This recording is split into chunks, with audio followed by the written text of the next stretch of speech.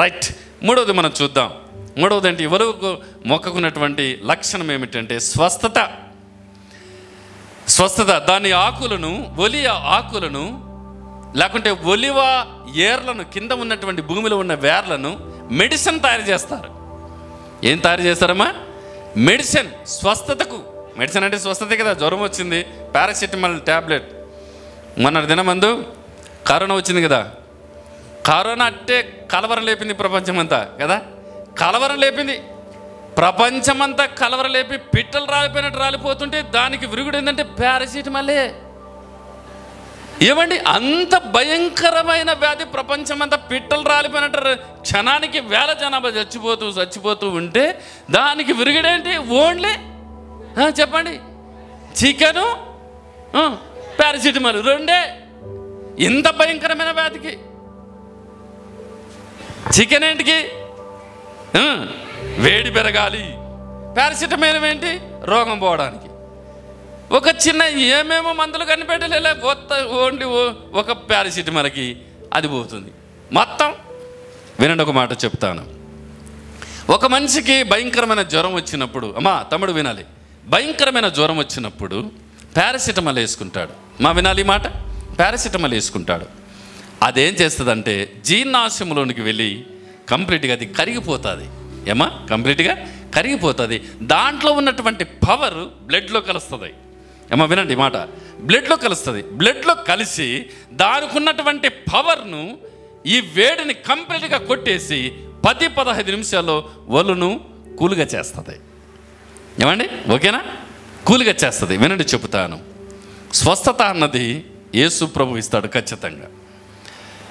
స్వస్థపరచు యెహోవా నేనే అని నిర్గమకాండం 15:26 ఇజ్రాయేలు జనాంగానికి చెప్పాడు. ద్వితీయోపదేశకాండం 7:15 సర్వరోగాలు కఠినమైన వ్యాధులు తొలగిస్తానన్నాడు. కఠినమైన వ్యాధులు అంటే డాక్టర్లు చేతులు ఎత్తేస్తే కదా, మా వల్ల కాదయ్యా, మేము చేయాల్సింది చేసాం, ఇంకా తీసుకుని పోండి, అంతేనా? తీసుకుని. కఠినమైన వ్యాధులు ద్వితీయోపదేశకాండం 7:15 అంటున్నాడు, కఠినమైన వ్యాధులైనా నేను తీసేస్తాను. డాక్టర్లు బకారు అన్నటువంటి వ్యాధులైనా దేవుడు తీసేస్తాడు. ఆయన స్వస్థపరిచే దేవుడు. యెషయా గ్రంథం 53:5 ఆయన కల్వరి శిలువలో పొందిన గాయాల చేత మనకేముందంట? స్వస్థత ఉంది. ఆయన పొందిన గాయాలు మనకు స్వస్థత ఉంది. మా చర్చిలో ఉన్న చాలామంది చాలా అద్భుతమైన సాక్ష్యాలు ఉన్నాయి. ఒకసారి ఒక వ్యక్తికి బలహీనతను బట్టి ఆపరేషన్కి వెళ్ళారు. డాక్టర్లు చెప్పారంట, నువ్వు సంతకం చేయండి, గ్యారంటీ చెప్పలేము. సంతకం చేయండి, గ్యారంటీ చెప్పలేము. బ్రతుకుతావు లేదో చెప్పలేము, కానీ సంతకం చేయండి. అప్పుడు నాకు ఫోన్ చేశారు, ఇదన్నా పరిస్థితి అంటే ముందు మీరు చర్చికి రండి, చర్చిలో ప్రార్థన చేసుకున్న తర్వాత వెళ్ళండి. మీరు చర్చిలో ప్రార్థన చేసుకుని వెళ్ళండి. వెనక్కి పిలిపించిన ప్రార్థన చేసుకున్నారు, వెళ్ళిపోండి. నేను ఉండాల్సిన అవసరం లేదు, మీరు మందిలో ప్రార్థన చేసుకుని పోండి అంతే. ప్రార్థన చేసుకుని వెళ్ళిపోయారు. చక్కగా ఏమి ఇబ్బంది లేకుండా ఆపరేషన్ జరిగింది. చక్కగా ఇంటికి వచ్చాడు. దేవునికి స్తోత్రం, దేవునికి స్తోత్రం. ఇలాంటి సాక్ష్యాలు చాలా చెప్పగలను మా జీవితంలోన. స్వస్థపరిచే దేవుడు అంటే వినండి, దేవుని నమ్ముకున్న కుటుంబ యజమాని యొక్క పిల్లలు ఏం చేస్తారంటే ఎక్కడ ప్రార్థన చేస్తే అక్కడ గొప్ప కార్యాలు దేవుడు చేస్తాడు. నమ్మిన వారు చప్పట్లు కొట్టండి. ఎక్కడ ప్రార్థన చేస్తే వినండి, ఎక్కడ ప్రార్థన చేస్తే అక్కడ దేవుడు గొప్ప కార్యాలు చేస్తాడు. ఒకసారి గద్వాల ఏరియాలోన ఒక మీటింగ్ వెళ్ళినప్పుడు ఒక ఇంట్లో మేము ఉన్నాం. ఆ ఇంటి యజమానుని యొక్క ఎద్దు 3 రోజులైంది, అది లేయట్లేదు, తినట్లేదు, అలాగే ఒంటికి చేయట్లేదు. నేను దాన్ని చూస్తున్నా కానీ ఆయన ఏమి టచ్ చేయలేదు. మేము మరాడైతే మా పని అదే పోతున్నాం, ఆయన ఏదో నీళ్ళు పెడుతున్నాడు, అది అయితే లేవట్లేదు. 3వ రోజు నేను మీటింగ్ పోతా ఆగి అతను అడిగాను, ఏంటి అని అంటే, సార్ ఇది 3 రోజులైంది, లేయట్లేదు, తినట్లేదు, నీళ్ళు తాగట్లేదు. ఓకే రైట్, కొబ్బరినైనా తీసుకో, ప్రార్థన చేసి ఇస్తాను, తీసుకురా, బాటిల్ తీసుకురా, బకెట్ నీళ్ళు పెట్టి అక్కడ 3 చుక్కలు ప్రార్థన చేసి వేసి మీటింగ్ వెళ్ళిపోయినాను. తిరిగి వచ్చే లోపల లేచి నిలబడింది అది. దేవునికి స్తోత్రం, దేవునికి స్తోత్రత. ఎందుకేడు దేవుడు ఖచ్చితంగా ఇస్తాడు, ఖచ్చితంగా ఇస్తాడు. ఇలాంటివి నా జీవితంలో ఎన్నో చెప్పగలను కూడా. పిల్లరా వినండి, ఒకానొక రాత్రి వేళ 2007వ సంవత్సరంలోన 3 సంవత్సరాలుగా నేను సిక్ అయిపోయినాను. 3 సంవత్సరాలు సిక్ అయిపోయినాను. బ్రతుకుతామన్న ఆశ నాకు లేదు. ఖచ్చితంగా ఈ లోకం విడిచిపోయి నా ఫ్రెండ్స్ అంతా కూడా నిత్యానందం పని అయిపోయింది, జెండా ఎత్తినాడు అని. కానీ ఒక రాత్రి ప్రభు నేను ఒక మాట అడిగాను, ప్రభువా నా వల్ల అవ్వట్లేదు, నా చేత కాదు, నన్ను తీసుకో. నీ పని అయిపోయింది అంటే నీ సేవా పని నా విషయంలో చాలు అనుకుంటే ఈ రాత్రి నన్ను తీసుకో. లేకపోతే ఈరోజు నన్ను ముట్టు, నన్ను తాకు, నన్ను స్వస్థపరచు, మరలా నీ పని చేయడానికి. 2007వ సంవత్సరం రాత్రి 12 గంటల నుంచి 2 గంటల వరకు ప్రభు సన్నిధిలో గడిపితే ఒక అద్భుతమైన వెలుగు నన్ను తాకిందండి. దేవునికి స్తోత్రం. ఆ రోజు నుండి ఈ రోజు వరకు దేవుని మహాకృపను బట్టి పరిచయలో వాడబడుతున్నాను. మనం ఎక్కడ ప్రార్థన చేస్తే అక్కడ దేవుడు గొప్ప కార్యాలు చేస్తాడు. ఒక కుటుంబ యజమానుడు దేవుని నమ్ముకొని ఆయన మార్గంలో నడిచి ఆయన యందు భయభక్తులు కలిగి ఉంటే ఆయన పిల్లల్ని ఎక్కడ ప్రార్థన చేస్తే అక్కడ కార్యాలు చేసేటువంటి పిల్లలుగా మారుస్తాడు. చప్పట్లు కొట్టండి నమ్మిన వారు.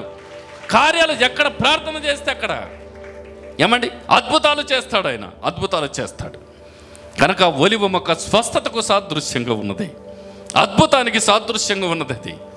కనుక కుటుంబ యజమాను యొక్క పిల్లలు ఏం చేస్తారు చెప్పండి? వారు ఎక్కడ ప్రార్థన చేస్తే అక్కడ దేవుడు గొప్ప కార్యాలు చేస్తారు. నమ్ముట నీ వలన అయితే నమ్మువానికి సమస్తము సాధ్యం. మార్తతో ఈ మాట చెప్పాడు. లాజరు చనిపోయినప్పుడు, అయ్యా 4 రోజులైంది, మార్తా నువ్వు నమ్మితే దేవుని మహిమను చూస్తావు. నువ్వు నమ్ముట నీ వలన అయితే నమ్మువానికి సమస్తము సాధ్యం. దేవునికి స్తోత్రం. కనుక ఒక కుటుంబ యజమానుని యొక్క పిల్లలు ఎక్కడ ప్రార్థన చేస్తే, ఎక్కడ అడుగు పెడితే అక్కడ దేవుడు అద్భుతాలు చేస్తాడు. చివరికి ఒక మాట చెప్పి నేను ముగిస్తాను ప్రియులరా. 3వది ఏమిటి అంటే ఒలివ యొక్క 4వది ఏంటంటే ఒలివ యొక్క తైలాన్ని అభిషేకించి వాడేవారు. యాకోబు ఒకసారి రాత్రివేళ తండ్రి నుంచి మామ ఇంటికి వెళుతున్న సమయంలో రాయిని తలగడగ చేసుకుని పడుకున్నాడు కదా, దానిపైన నూనె పూశాడు. అది అభిషేకానికి సాదృశ్యము. అభిషేకానికి సాదృశ్యం ప్రియులరా. అలాగే నేను టకటక చెప్తున్న జాగ్రత్త వినండి, టైం లేదు కనుక చెప్పేస్తున్నాను. సమూయేలు ప్రవక్త సౌలు రాజును అభిషేకించటానికి ఒలివ నూనెను వాడాడు. అలాగే దావీదు రాజుగా అభిషేకించటానికి ఒలివ నూనెను వాడాడు. అభిషేకం. దేవునికి స్తోత్రం చెప్పండి. ఒక దేవుని నమ్ముకున్నటువంటి కుటుంబ యజమానుని పిల్లలు రాజులను అభిషేకించే సేవకులకు మార్చబడతాడు. నమ్మిన వారు చప్పట్లు కొట్టండి. వాళ్ళు రాజులైనా సరే వాళ్ళ దగ్గర పోయి నెత్తి మీద చెయ్యి పెట్టి ప్రార్థన చేస్తుండగా అభిషేకముతో నింపబడతారు. ఒక కుటుంబ యజమాని యొక్క పిల్లలు, దేవుని నమ్ముకున్న కుటుంబ యజమాని పిల్లలు, దేవుని మార్గంలో నడుస్తున్న కుటుంబ యజమాని పిల్లలు. ఒక కుటుంబ యజమాని దేవుని మార్గంలో నడుస్తూ ఆయన ఎందుకు భయభక్తులు కలిగి జీవిస్తున్న ఆ కుటుంబ యజమాని యొక్క పిల్లల్ని ప్రార్థన చేస్తుండగా అభిషేకముతో నింపబడతారు. మొన్నటి దినమందు పేపర్లో ఒక మీటింగ్ జరుగుతుంది. నా వెనకాల పాస్టర్స్ అందరూ స్టేజ్ మీద కూర్చున్నారు.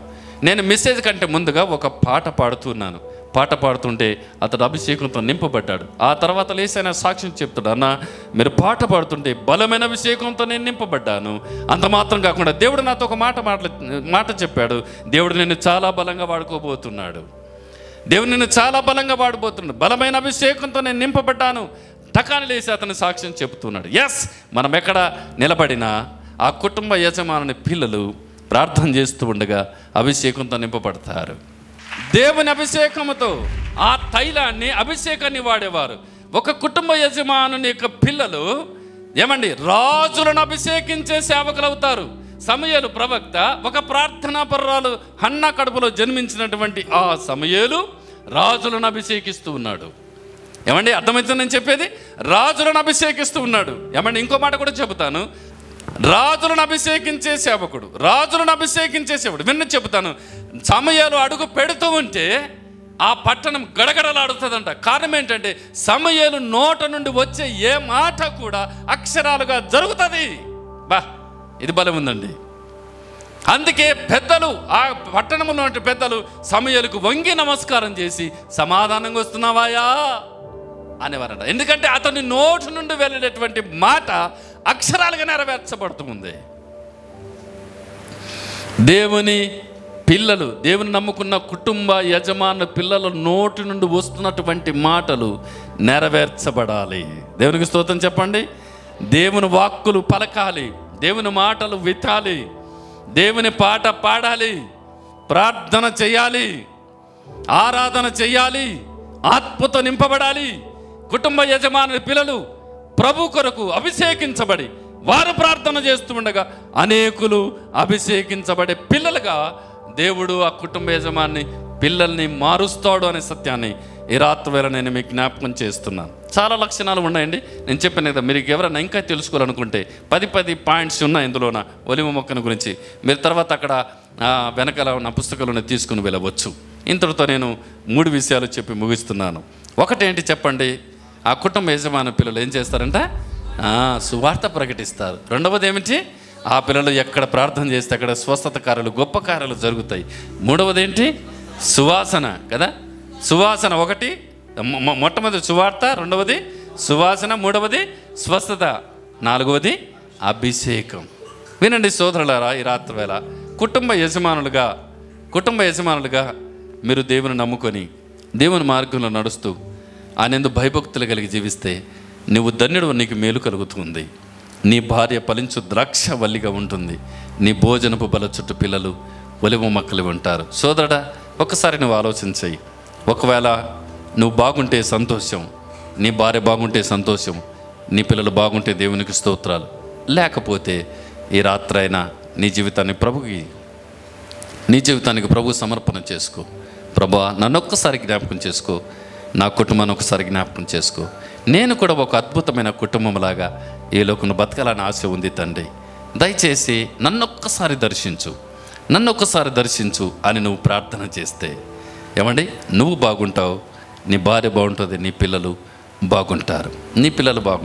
ఏమండి, ఒక అద్భుతమైన కుటుంబముగా నువ్వు ఈ రాత్రి వేళ అద్భుతమైన కుటుంబముగా మార్చబడాలి అనుకుంటే ఈ ప్రార్థన నువ్వు చెయ్యి. ప్రభువా, నన్ను దర్శించు, 3 రోజులుగా నీ మాటలు నేను వింటూ ఉన్నాను కనుక నాకు సహాయం చేయి, నన్ను దర్శించు అని రాత్రి నువ్వు ప్రార్థన చేసుకున్నట్లయితే దేవుడు తప్పకుండా నిన్ను కూడా ఒక అద్భుతమైన కుటుంబముగా మారుస్తాడు. నువ్వు ధన్యుడు, నీకు మేలు కలుగుతుంది, నీ భార్య ఫలిస్తుంది, నీ పిల్లలు ఒలివ మొక్కల వలె ఉంటారు. ఆ కింద ఒక మంచి మాట ఉంటుందని, ఆ కుటుంబానికి ఎప్పుడు సమాధానమే, ఆ కుటుంబానికి ఎప్పుడూ క్షేమమే, ఆ కుటుంబానికి ఎప్పుడు ఆశీర్వాదమే.